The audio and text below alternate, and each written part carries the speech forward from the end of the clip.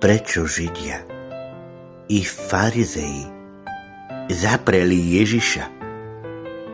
Prečo ho Judáš zapredal? A prečo ho vojaci takou krutosťou pribíjali na drevo kríža? Možno, že si v tej dobe neuvedomovali to, čo robia. Že zabíjajú nevinného. Že Ježiš Kristus je Boží syn. Ale my ľudia veľmi dobre vieme, to je Ježiš. Veľmi dobre a dokonale poznáme celý jeho príbeh. A predsa konáme podobne ako tí Židia, farizei či Judáš.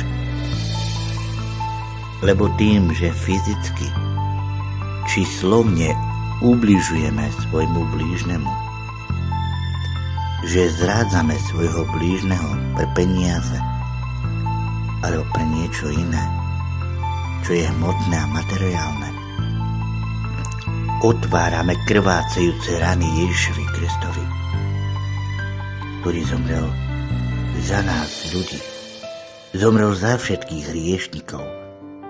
Za mňa, za teba a za ostatných. A práve to si máme uvedomovať. Máme si všímať človeka, ktorý sa nachádza v núdzi, ktorý možno potrebuje práve našu pomoc.